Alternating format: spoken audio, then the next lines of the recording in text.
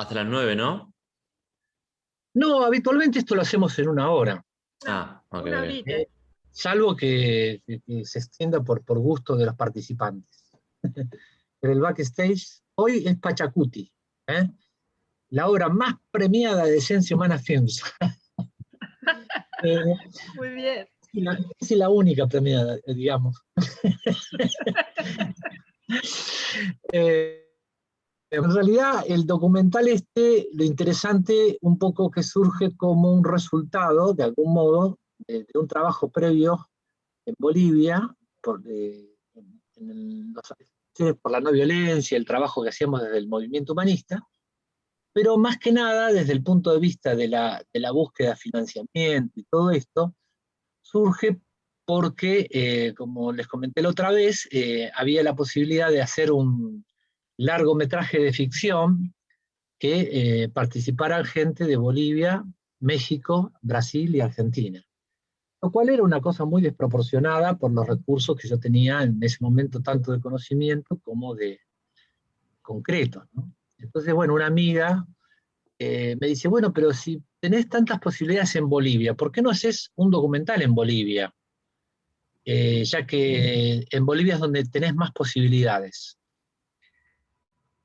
Sí, la verdad que tenés razón, porque hacer una ficción cuando yo no tenía experiencia era muy complicado. En cambio, yo ya había hecho un documental, el Alerta Verde, el que ustedes vieron, entonces era algo mucho más razonable hacer un documental en Bolivia. Así que me quedé con esa idea, digo, bueno, qué interesante. En el medio de eso, en el transcurrido de ese tiempo, veo la noticia que David Choquehuanca, el que era canciller del gobierno de Evo Morales, actualmente vicepresidente de Bolivia, propone hacer un gran festejo que le llama Pachacuti.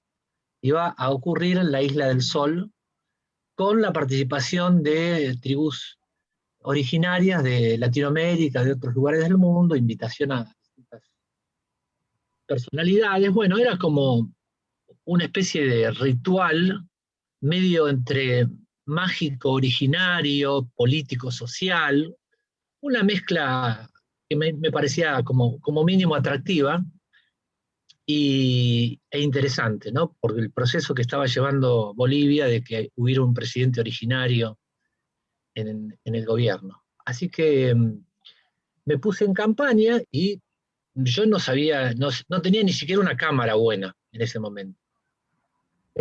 No tenía tampoco dinero y contaba con el conocimiento muy básico que había obtenido en algunos documentales. Así que empecé a ver la posibilidad, pero lo más importante que tenía era que mi amiga Katia de Bolivia era una asesora del gobierno de Evo Morales y tenía recursos de un canal de televisión que me podía facilitar.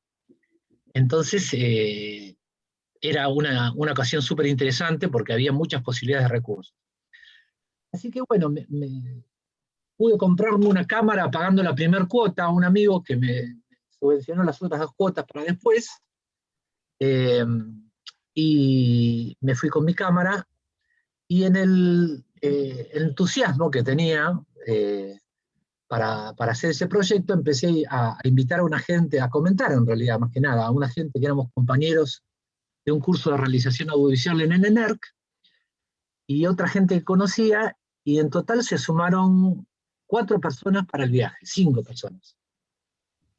Obviamente que era todo autogestionado, entonces los que venían tenían que traer su propia cámara, bancando su hotel, su comida, y se entusiasmaron. Vino la hija de Scalabrini Ortiz, por ejemplo, una mujer de 80 años, la hija de la calle Scalabrini Ortiz, de Capital Federal, que es un personaje la tipa, que primero me dijo que era la sobrina, no se hacía cargo, y después confesó que era la hija del verdadero Scalabrini Ortiz, el prócer.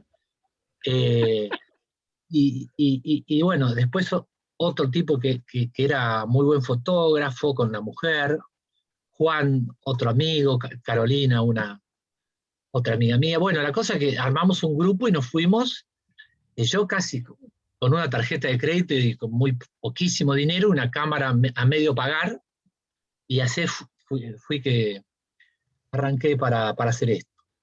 Cuando llegué allá, esta amiga me facilitó una cámara profesional, pero más que nada, y lo más interesante es que venía con camarógrafo y todo, o sea, un amigo cubano, un personaje muy simpático, que estaba haciendo allá una serie de las últimas personas que estuvieron con el Che mientras estuvo antes de morir en Bolivia.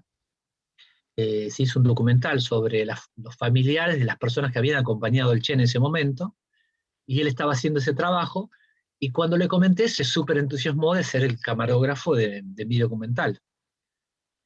Era el único que sabía, porque yo casi no sabía nada de cámara en ese momento. Así que fuimos con dos cámaras, la de él, que era profesional, y él sabía, más la mía, que sabía lo mínimo. Además trajo un par de micrófonos inalámbricos, yo llevaba otro de sonido, ni siquiera tenía dos baterías para mi cámara, es lo mínimo que puedes tener para una cámara para largas jornadas. Tenía una sola, o sea, lo que duraba la batería podía filmar, después no podía filmar más. Eh, bueno, la cosa es que este hombre se vino, se sumó. Hola Manuel, ¿cómo estás?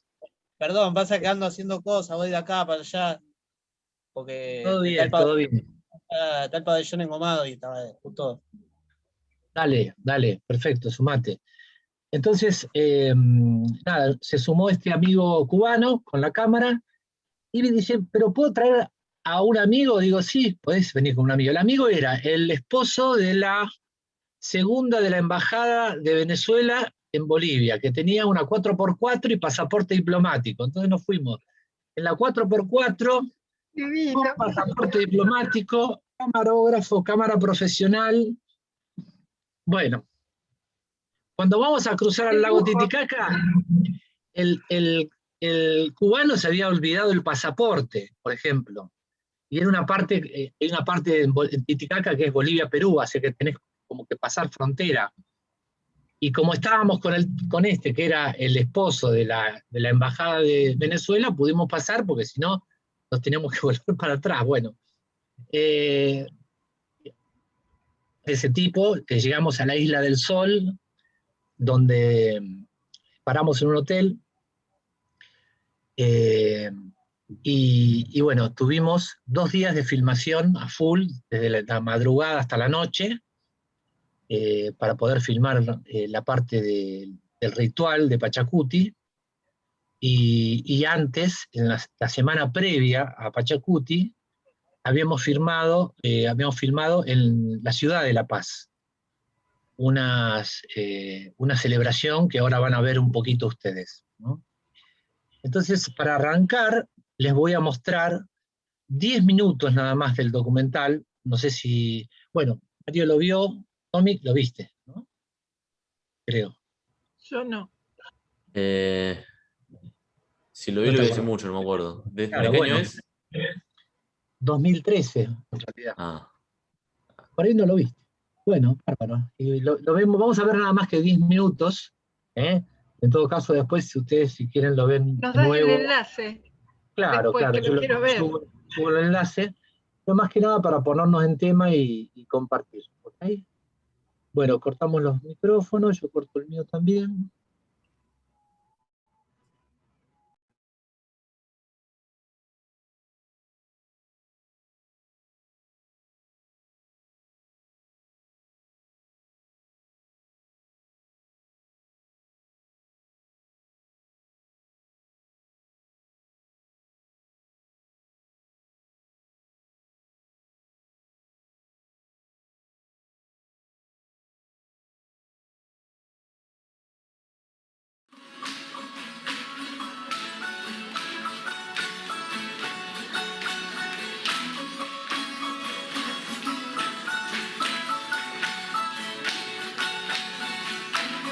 ¿Media?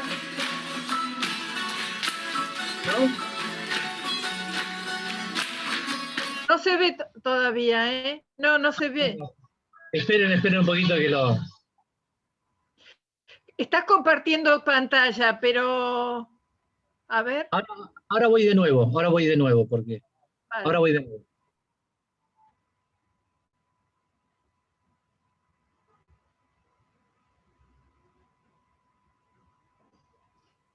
alcanzo a ver la cámara de ustedes. Háganme una señal así con el dedo si están viendo bien, ¿ok?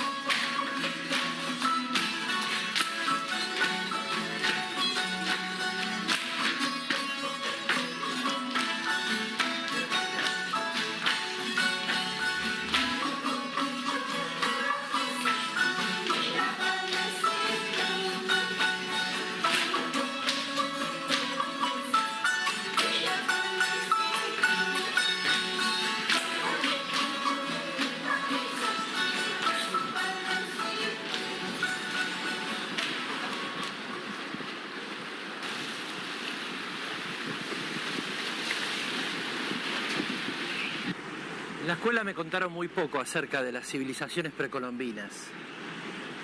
Silenciarlas, desterrarlas de la memoria, fue parte de la conquista, aunque a veces no utilizan formas tan sutiles. Viviendo acá, muchos latinoamericanos pensábamos que en realidad la civilización comenzaba a partir de 1492, cuando comienza a contarse la crónica de los conquistadores.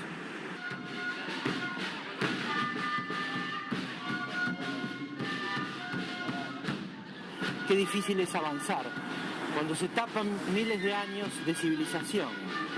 Y contrariamente, qué hermoso resulta reencontrar la historia y saber que parte de ella todavía está viva entre nosotros.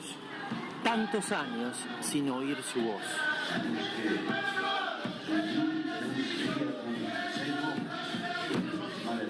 Durante la filmación de este documental, cuando le pregunté a un maestro espiritual de esta cultura si estaban rescatando la cultura, él me dijo que no, que estaban mostrando.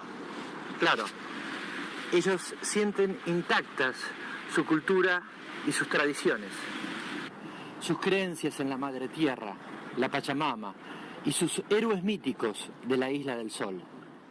En Latinoamérica algo está cambiando y esta historia que les mostramos hoy es parte de ese cambio.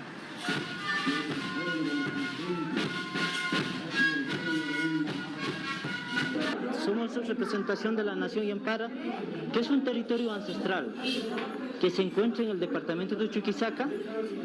Justamente es un territorio ancestral que actualmente tenemos nuestro territorial propio, nuestro gobierno originario, nuestra cosmovisión, nuestra identidad cultural, una de las manifestaciones culturales que es el Pucllay, dando hoy. El Estado plurinacional, sin los pueblos indígenas, sin las naciones originarias, no es Estado plurinacional. El reflejo del sentido verdadero plurinacional es la identidad cultural de los pueblos. Estamos partícipes de este festival o encuentro cultural. Es una forma de intercambiar, mostrar la interculturalidad entre pueblos. Tiene que haber ese hermanamiento entre pueblos, esa convivencia armónica entre los pueblos, entre naciones dentro del Estado plurinacional. Aún todavía mantenemos nuestra riqueza en nuestra cultura. No hemos perdido. Hace rato decíamos que se estaba perdiendo. Es cierto, con todo lo que es la colonización y la conquista de los españoles se ha ido perdiendo. Pero aún todavía nosotros mantenemos nuestra cultura y nosotros nos sentimos muy orgullosos. Jalaya San Miguel Marca. Jalaya nuestras autoridades originarias. Nosotros nunca fuimos bien recibidos por los españoles, sino también había un castigo muy duro, entonces, pero ahora creo con la nueva ley donde nos ampara, creo que ya también conocemos de dónde hemos nacido y de dónde somos, y ya conocemos mejor nuestra cultura, nuestra matriz y las raíces de donde han venido nuestros ancestros. El primer encuentro que estamos, casi todas las provincias, digamos, departamentos que hemos venido, estamos rescatando, digamos, la costumbre que tenemos en cada departamento que venimos.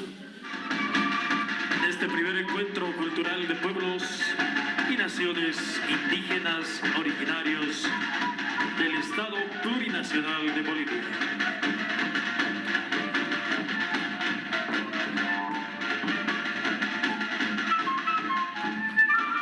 Vamos, un fuerte aplauso, despedimos.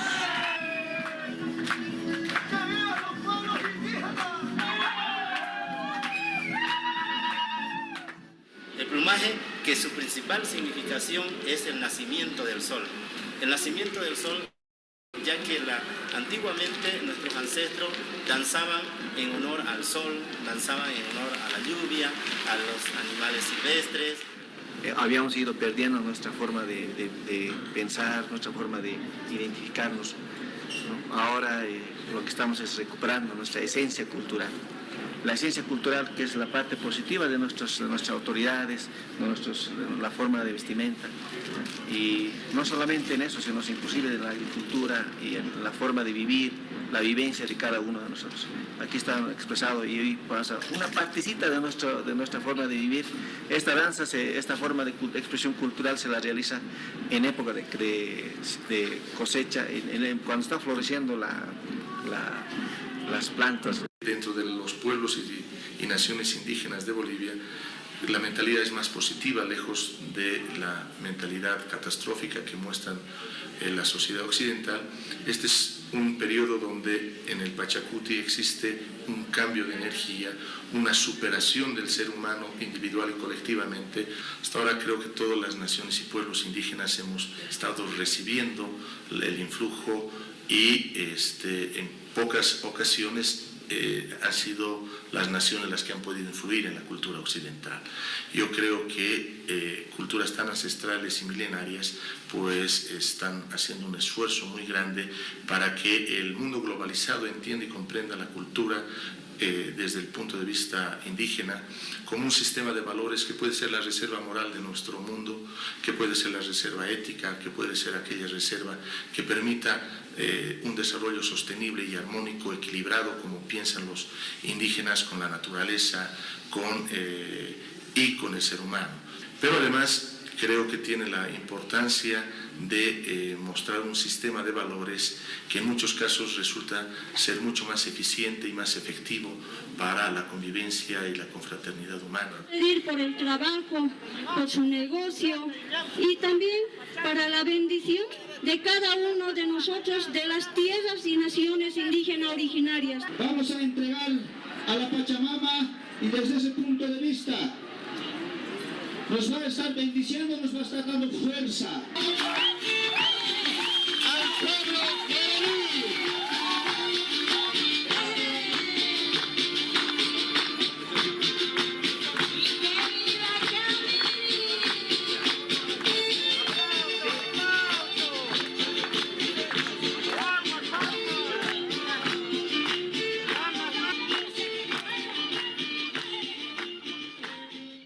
A partir del 21 de diciembre del 2012, no solamente el calendario maya, sino otros indicadores de otros pueblos originarios, no solamente de este continente, y de otras lecturas colaterales diversas de diferentes otros pueblos, marcan la misma referencia a una fecha cronológica que es un referencial, y de otros indicadores que hemos dicho, la crisis económica, el aceleramiento del tiempo, la crisis climática, la crisis de valores, la supremacía de una matriz civilizatoria basada en la explotación del hombre por el hombre, del hiperconsumismo, de la tecnología y de alta entropía, etcétera.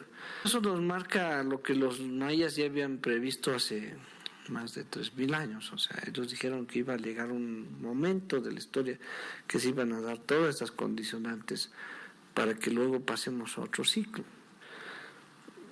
Y leyendo muy profundamente las profecías mayas, el planeta tiene sus ciclos. En este ciclo anterior le tocó una predominancia al norte, ¿no? Y eso lo podemos ver. la matriz civilizatoria del norte, en su ubicación geográfica y su lectura, digamos, de su astronomía, ven a la estrella polar como el eje central de su ubicación. Entonces ellos ven solamente un punto de ubicación en el cielo, y por eso son antropocéntricos, etnocéntricos y todo lo que viene después, ¿no? Es esa estrellita que está encima del árbol de Navidad. Una monocultura, todo lo que estamos viendo ahora, ¿no? Una hegemonía de la estrella de Olotán. La vemos más claro que es. Ellos quieren gobernar el mundo desde una sola visión de un dios cíclope, que es, ¿no? Y lo van a ver en Thor, ¿no? Y siempre, toda la película va a ver que el dios principal tiene un solo ojo. Entonces es la forma de ver el mundo en una sola dirección. Entonces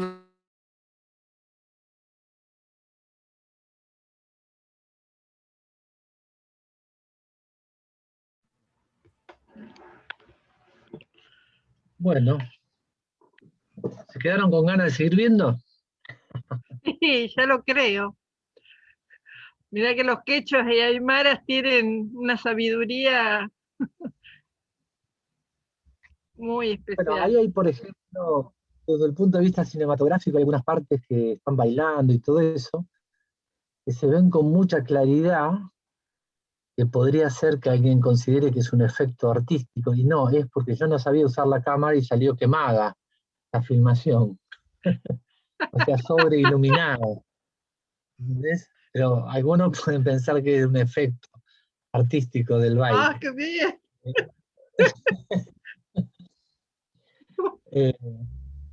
Pero bueno, eso es casi todo lo que está filmado ahí, sí, todo lo que vieron hasta ahí es lo que se filmó en La Paz una semana antes del Pachacuti, que es todo el evento ocurre en la Isla del Sol, ¿no? El día 20 y 21 fue que se filmó todo el resto de la peli, pero que también llevó mucho tiempo de edición. No sé si alcanzaron a ver algunos detalles, por ejemplo, que cuando hablan las personas aparece una bandera abajo, y la bandera se va huipala, convirtiendo. sí.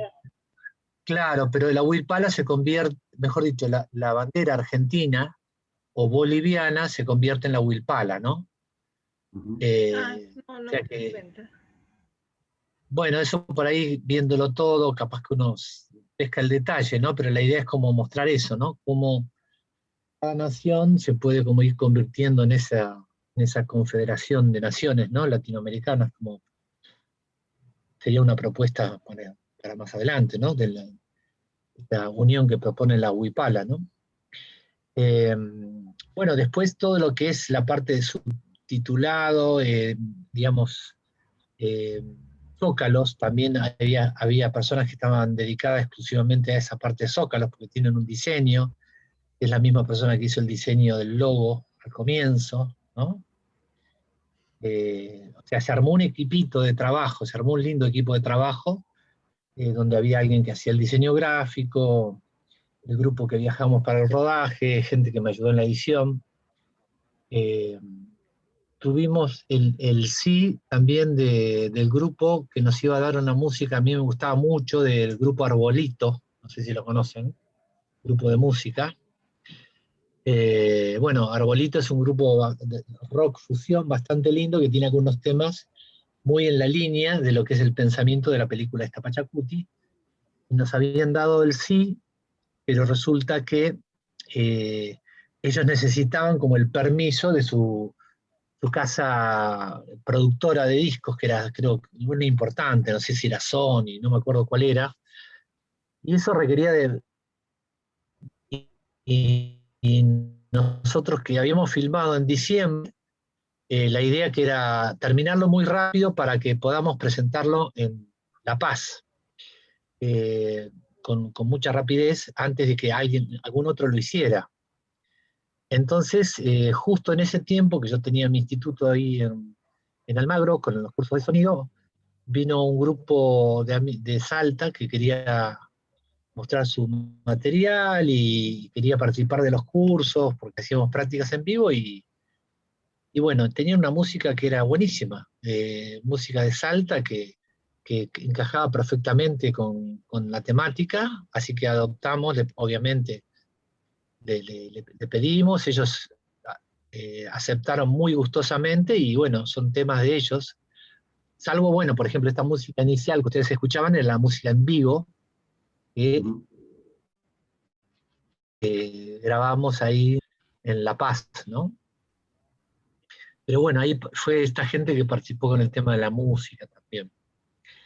Así que bueno, se hizo todo bastante rápido y empezamos después a proyectarlo. Proyectamos primero en Buenos Aires, en Mar del Plata, en Córdoba y luego en La Paz. Entonces yo quiero compartir ahora un videíto de 5 minutos, creo por ahí, donde muestra algunas cosas de la presentación en La Paz y algunas otras cositas más. No sé si me quieren preguntar algo antes de pasar a eso. ¿Seguimos? Dale. Vale. Un momentito.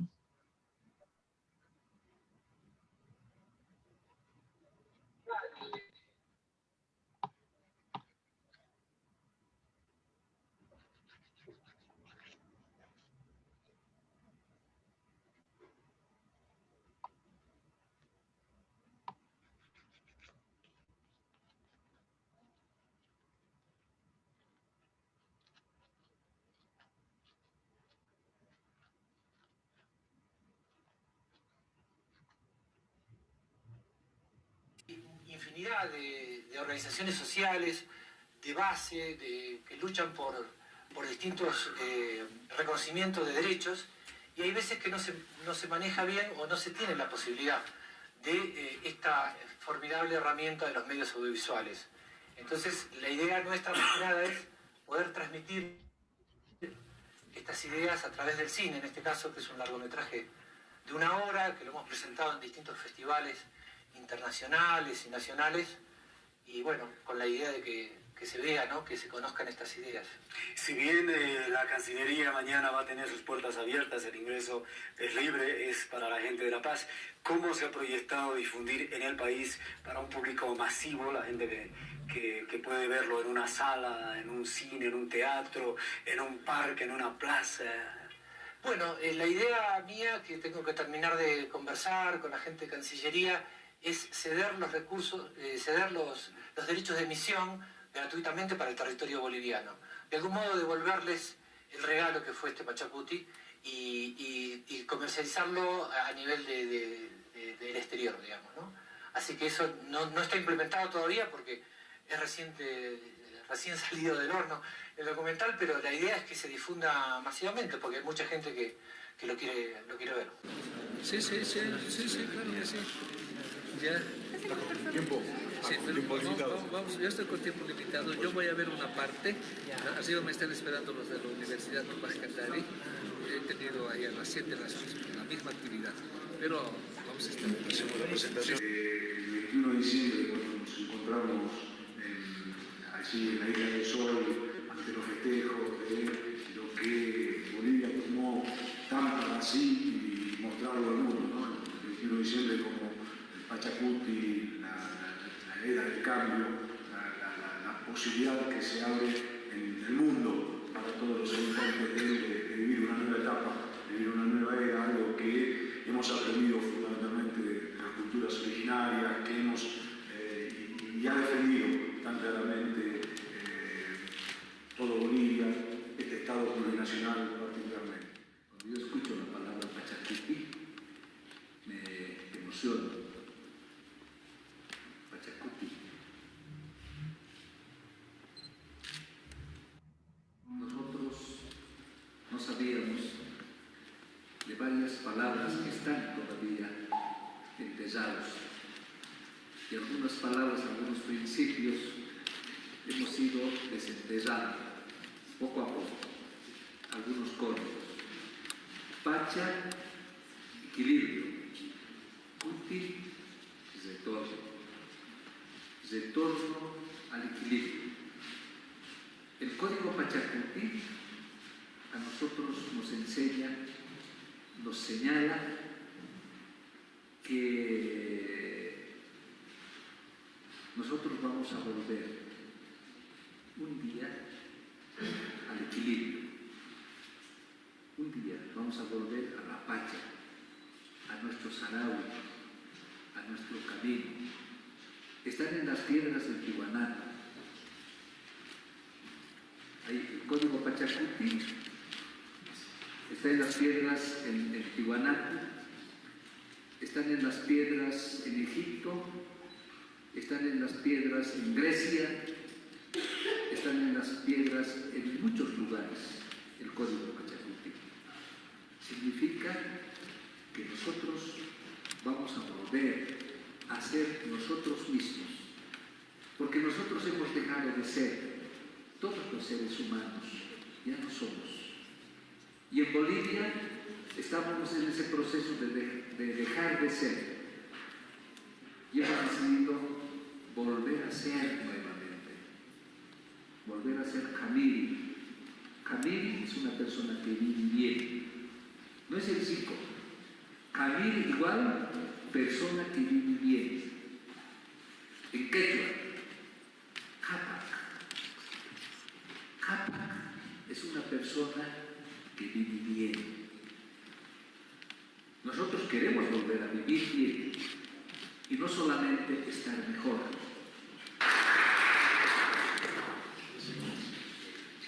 Está pasando cosas aquí que parece que son de interés para el mundo. Así que seguramente en los próximos meses vamos a tratar de que este film se difunda y se conozca este evento tan maravilloso que fue Pachacuti, que tuvo que ver con esto de, como decía el canciller, de que hay que pensar, hay que tomarse el tiempo para empezar un nuevo paradigma, una nueva forma de vivir.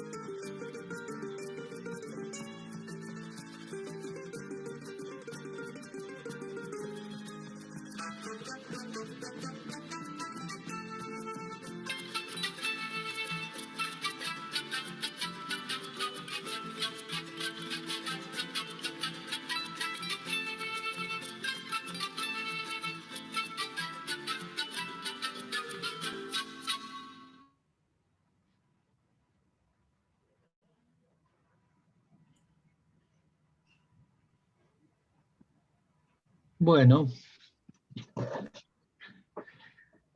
fue muy linda esa presentación, ¿no? Porque fue ahí en el Salón de la Cancillería, en pleno gobierno boliviano, ahí en pleno centro de La Paz. Ahí también se conectó un hombre boliviano que vive en la Argentina y con el que después terminamos haciendo otro documental que se llama ¿Quién es Bartolina Sisa?, que hice aquí en la zona, digamos, de Liniers, la gente boliviana que vive acá, y bueno, ya lo van a ver. Otro documental que surgió a partir de este, ¿no? Y bueno, ahí había algunos amigos del movimiento humanista que viven en Bolivia, y gente que vino en general. Bueno, estuvo muy lindo, la verdad, esta presentación. Sí, se lo veía muy, muy lindo. A mí me emocionó Choquehuanca con lo de las piedras, porque hago otras asociaciones también que... Sí, no, es una cosa mística que tienen, ¿no? Con lo andino. Claro, Muy linda, muy interesante. sí. Y bueno, luego este film obtuvo una presentación en Canadá. Lo seleccionaron para ir a Canadá, a un festival de cine latinoamericano. Yo cuando vi el mail pensé que era una broma. Casi me desmayo. Claro. Después me di cuenta que era verdad. Después me di cuenta que tampoco era porque yo muchas veces había escuchado Festival de Cine de Montreal. Hay unos festivales de Montreal que son muy, muy reconocidos. Y este era un festival de cine más chiquito, porque era un festival de cine latinoamericano. Yo cuando vi el Festival de Cine de Montreal casi me desmayo, más o menos. Al final tampoco pensaba que iba a ir. Por suerte, mi madre me pagó el pasaje para ir. Pude ir, sí, participé ahí en el festival. Hasta vendí copias de la película en inglés y ahí en una Qué presentación bueno. en una asociación cultural boliviana ahí en Montreal. Y bueno, conocí, ¿no? Porque participé en el CEF. Había nada más que un director mexicano, un director español y yo. Y bueno, Pachacuti ahí tuvo como, digamos, dentro de lo que eran el premio del público, digamos, creo que fue el tercer lugar en el premio del público. Y bueno, fue fantástico solo haber participado, ¿no?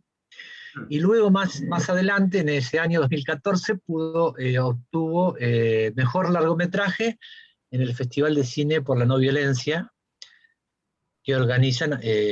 Valencia. bueno, es un poco... No, más al sur. No, Málaga. es la gente amiga del movimiento humanista la que lo organiza, digamos, un poco... No es que haya... pero obviamente la temática es que les interesa y lo eligieron por eso, digamos, ¿no? Porque hago la broma de la corrupción en realidad porque eran gente conocida la que organizaba el festival, pero bueno, éramos afines ideológicamente, por eso es que lo terminaron eligiendo, ¿no? Y bueno, la cosa es que, bueno, el primer largometraje documental que pude hacer obtuvo ese premio, así que fue muy bueno. Y después, bueno, también fue seleccionado en Colombia, a través del FICNOVA se vio en distintos países, inclusive en África, en México, en Brasil, en un montón de lugares. Y también fue una vez transmitido por Telesur, la red de Venezuela. Y también eso me permitió ser miembro de Directores Argentinos Cinematográficos, ¿no? Lo que es una asociación de directores que formo parte por haber hecho ese film, porque ese film además después también hizo los circuitos Inca, una parte, digamos, de los cines Inca acá en Argentina, ¿no? Estuvo en distintos lugares, por ejemplo, en Palpalá, en Jujuy, fuimos con un grupo de amigos del movimiento humanista ahí de Jujuy, y hay una sala de 400 personas, y eran 9 amigos conmigo viendo la película, nadie más que nosotros. Nadie se quiere venir. No, porque no habían organizado, en ese momento no lo organizaron bien. No, pero después hubo otras dos funciones que hicieron. Ahora no me acuerdo bien si fue antes o después, que ahí sí fue mucha gente y no fuimos nosotros, fue gente que inclusive pagó su entrada, digamos, y eso permitió que Pachacuti formara parte como del cine comercial, y por eso yo pude entrar en Directores Argentinos Cinematográficos. O sea, inclusive el poco dinero que había entrado ahí en Palpalá, nunca me lo enviaron, por ejemplo, era muy poco además. Pero el dueño de la sala, qué sé yo, era medio trucho. Pero bueno, eran 2 pesos, no importa, pero lo interesante era que el film que surgió, como ustedes saben, sin ningún tipo de recursos y de ningún tipo, terminó teniendo un recorrido por festivales y participó en el cine comercial, etcétera, ¿no? Esa es la gran novedad. Inclusive Mario, que lo conocí a través del film, creo que vos lo viste en las redes, ¿no, Mario? ¿Cómo fue? Sí, yo lo vi en una red y bueno, y ahí te contacté para que lo proyectáramos acá. Claro, y lo presentamos en Maipú, que en Maipú también mantuvimos como en pleno y otros lugares, que éramos 3. Sí. 3 más el dueño del salón, éramos 4. 4, sí. Pero bueno, qué sé yo, por ejemplo, en Montreal, en el festival, por ejemplo, se pasó el día 3 de mayo, el día de la Chacana, justamente, y había mucha gente, bueno, un sábado de la tarde, era un buen horario, y bueno, había toda una cola de gente para entrar a ver mi película en un cine en Montreal, yo no podía creerlo, digamos. ¡Qué emoción! Digo, ¿estás seguro? Me imagino. Y antes de eso, inclusive, me permitían, como director, porque es un festival bastante lindo, en el sentido que le da cabida a nuevos directores y todo esto. Entonces me permitieron poner un corto mío previo. Entonces puse La Acción Válida, el que vimos la semana pasada, de los principios, lo pasamos antes de ver Pachacuti. Así que primero La Acción Válida y luego el otro. Así que, bueno, ahí estuvo toda esa... Y bueno, y después acá en Argentina lo pasamos en Villa Langostura, en Cinco Saltos, en Neuquén, en Mar del Plata, bueno, montones de lugares, ¿no? En lo que se llama el circuito alternativo, ¿no? Donde en clubes, bibliotecas, salas pequeñas, en salas con proyectores, así. Hasta que llega un punto cuando, digamos, si uno quisiera ir con Pachacuti así, pasando y pasando, capaz que todavía estaba pasando Pachacuti, pero llega un momento que, digamos, como que uno hace una recorrida y ya está, digamos. Ahora, yo inmediatamente lo liberé en YouTube, o sea, no quise, o sea, hice un intento de ver si se podía comercializar, pero no había demasiado interés y inmediatamente lo liberé en YouTube para que lo vea la gente, los que quieran, ¿no? Tampoco es que lo vio tanta gente después, ¿no? Pero sí fue una cosa muy interesante. Para mí fue, digamos, una apertura increíble a todo este mundo, ¿no? Bueno. ¿Cómo se lo mueve cuando ya lo tenés hecho? Cuando es el producto ya armado, ¿cómo haces para que se note en Canadá y en África y en Europa y en todo el mundo? Bueno, por ejemplo, en el caso o sea, vos tenés que presentarlo en festivales, ¿no? Hay unas plataformas donde vos lo que haces es subís el film, por un lado subís el video y te llenás una ficha con todos los datos que te piden. Entonces, esa plataforma permanentemente está mostrando los próximos festivales. Los festivales además muchas veces son temáticos. Por ejemplo, Pachacuti estuvo en Buenos Aires, por ejemplo, Buenos Aires Indígena, que era un festival que ocurrió acá en Buenos Aires, ¿no? Entonces era la temática, era justo, entonces lo eligieron. O lo eligieron también en el cine del conurbano, por ejemplo, también ahí recibió una distinción también. Pero entonces uno... Sí. Para que lo elijan, pero vos tenés que mandar, te enterás que va a haber este tipo de evento, entonces envías la posibilidad, te inscribís, es algo así. Claro. Igual esto lo vamos a ver en el curso, ¿no? Con más profundidad, pero ya que preguntan lo vamos charlando. O sea, vos una vez que lo escribís en esa plataforma, que no hay una sola, hay varias plataformas, a veces te llegan mail diciendo que nos gustaría que presentes tu film a tal festival, o sea que te mandan mails más o menos que encajan con el film que vos tenés. Pero vos también podés buscar, entras a mirar, porque hay, por ejemplo, hay muchos festivales que son pagos. Entonces, si vos querés hacer una campaña importante para que tu película esté en muchos festivales, tenés que invertir mucho dinero. Entonces yo, por ejemplo, en general, casi todas las cosas que presenté eran gratuitos.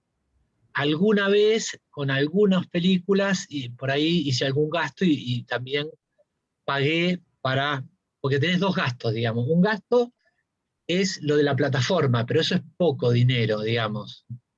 Son unos pocos euros, no me acuerdo ahora cuánto es, pero es poquito dinero por cada clic que vos envías, digamos, una película. Y luego está lo que te puede cobrar o no el festival. Hay muchos festivales que son gratuitos y otros que son pagos, ¿no?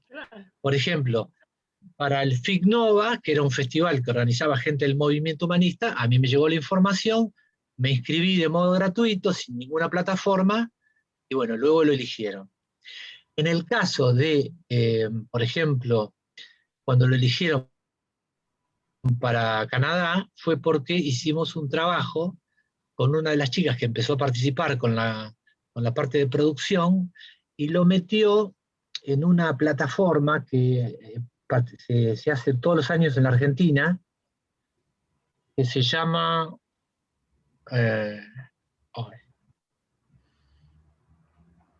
bueno, no me acuerdo ahora.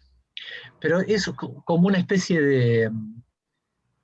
más que festival, es como un lugar donde muchos productores van a buscar contenidos nuevos. Y bueno, justo se dio que este tipo, que era de Canadá, en Montreal es un lugar donde hay mucha multiculturalidad y donde Evo Morales, después me explicaron que tenía mucha popularidad por el tipo de gente que hay en Montreal. Entonces, cuando el tipo vio que estaba Evo Morales... El burbujeo, en ese momento, además, era un momento preciso. Claro, tal cual.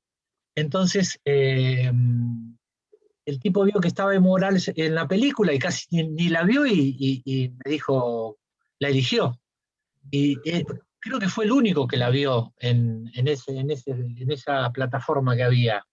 Y ese único que la vio la eligió, digamos. Y bueno, en los otros festivales uno lo fue presentando, ¿no? Para que lo seleccionen. Pero en la mayoría de los festivales que la presenté no la eligieron. O sea, siempre son más los fracasos que los éxitos, por supuesto. O sea, muchísimas más festivales que no ha sido seleccionado que los que ha sido seleccionado, ¿no?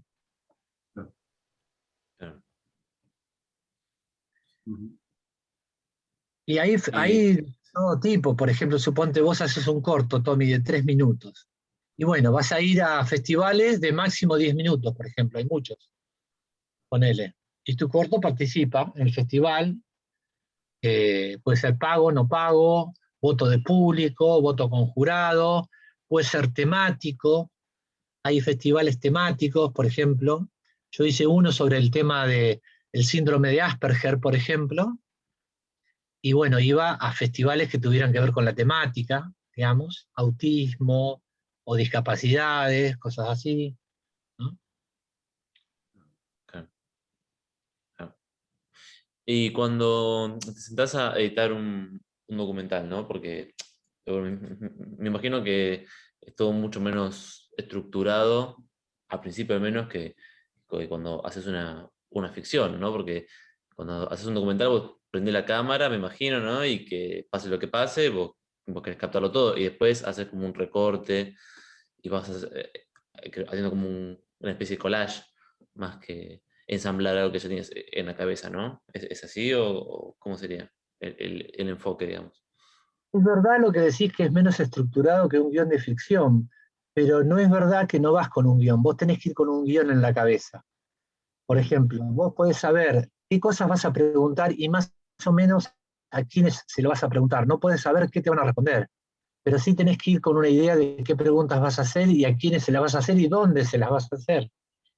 Entonces yo, por ejemplo, yo tenía algo que quería hacer en La Paz previo a Pachacuti, pero yo no sabía bien qué había. Y cuando llegué y le pregunté a la primera amiga boliviana que dice, mirá, este fin de semana en tal museo está la fiesta de los pueblos originarios, el día ese que yo llegaba, entonces yo fui y filmé eso. Y ahí surgió, pero yo ya iba con una idea de que tenía que hacer unas filmaciones previas en La Paz antes de filmar el evento, por ejemplo. En el evento mismo te pasan un montón de cosas, suponete. Por ejemplo, nosotros, para poder filmar el mismo día de Pachacuti, teníamos que filmar desde muy temprano. Y el hotel estaba en una parte de la isla, lejos de donde la ceremonia. Teníamos más o menos una caminata de 2 horas a 4.000 metros de altura a las 4:30 de la mañana. Por suerte a mí y a los compañeros no nos había afectado la altura, pero había 2 del equipo que habían quedado de cama en el hotel, no pudieron hacer nada esa parte, porque la altura les pegó muy mal. Entonces fuimos caminando, y cuando llegábamos cerca de la ceremonia, en un momento yo me voy para un lado, iba con la cámara, todo, ¿no? Y un tipo me dice, ¿pero ustedes dónde van a ir? ¿A la ceremonia? Sí, le digo. Ah, no, pero es para allá, me dice. Y me pongo a hablar con el tipo, y era un peruano súper interesante, que terminé filmándolo, y graba una parte muy buena del documental, ya lo van a ver, que lo encontré de casualidad en ese momento, ¿no es cierto? Tenés que estar con las antenas paradas de lo que querés hacer, por supuesto. Después también se dio cuando terminaba la ceremonia y bajábamos, y empiezo a escuchar un tipo que hablaba, que era un personaje, que terminó hablando, y el tipo era productor, actor, director, bueno, era un capo, además un ecuatoriano y medio aborigen, ¿no? Personaje así, buenísimo, y también lo filmé. Otra de las entrevistas, por ejemplo, fue muy interesante porque en un momento cuando estaba terminando la ceremonia, yo me había ido para justo en el centro de la ceremonia, y el cubano, que era más pachorra, más tranquilo, se había quedado como fijo con un trípode haciendo tomas como más generales. Entonces, cuando termina la ceremonia y vamos para el lado del palco central, que había que bajar toda una montaña, era todo un trayecto, y me pongo a esperarlo al cubano, que resulta que el cubano, como era ingeniero electrónico, tenía una forma para hablar gratis con el padre en Cuba, y hablaba mucho, entonces estaba hablando con el padre, y no terminaba más. Entonces, seguía hablando y nos teníamos que ir. Y por ahí yo escucho que dicen, mirá quién viene, y resulta que dicen que viene la presidenta del Senado, que es una chica joven, boliviana, casada con un argentino, que inclusive llegó a ser la primera mujer que estuvo en la presidencia de Bolivia temporariamente cuando Evo Morales y Álvaro García Linera estaban fuera del país, y ella fue presidente provisional, ¿no? de Bolivia, y venía caminando como cualquier persona subiendo la montaña con 2 personas más a su lado, pero era una personalidad política muy importante. Y bueno, también una nota súper buena con ella, la abordé ahí, le pregunté si quería hacer la nota, me dijo que sí, y hicimos la nota, digamos, ¿no? O sea, cuando vas así medio alocado, se te presentan las cosas. ¿Viste? Y muchas cosas así fueron, pero siempre vos vas con una idea de lo que querés hacer. Pero como bien decís, Tommy, también, al final, el último guión es en la mesa de edición. Claro. Porque ahí vos lo que tenés que hacer es, una historia, quitar. ¿no? Claro, y además tenés que quitar mucho, quitar.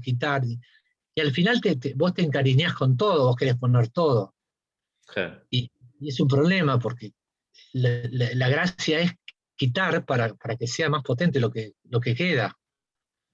Yo, por ejemplo, ahora lo veía y yo digo, uy, ¿para qué puse esto? Tendría que haber sacado lo otro. O sea, yo hubiera sacado más cosas. En ese momento no me daba el cuero para sacar más cosas. Y aparte quería llegar a 60 minutos. Igual fue bastante compacto dentro de todo.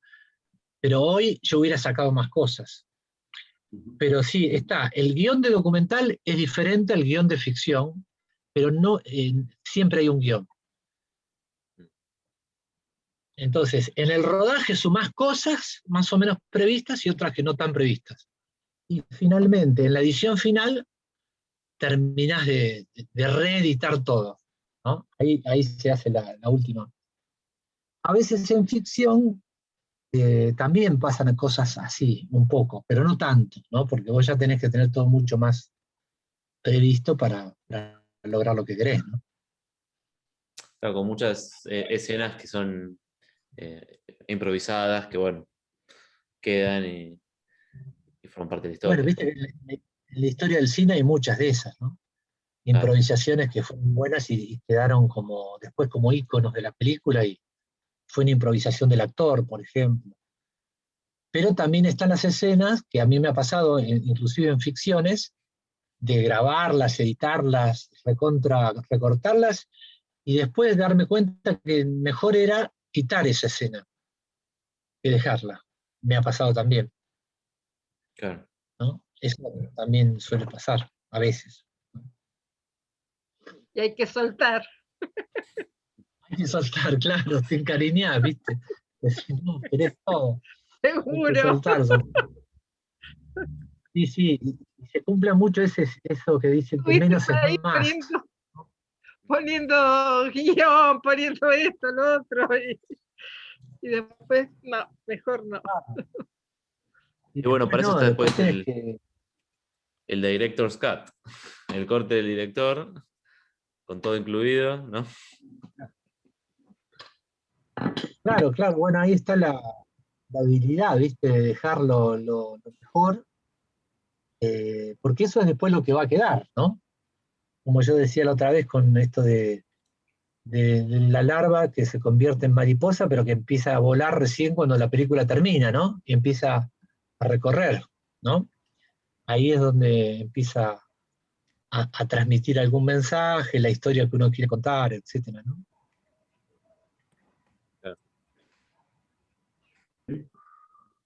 Tuvo un buen vuelo esta mariposa, ¿no? Llegó a varias partes.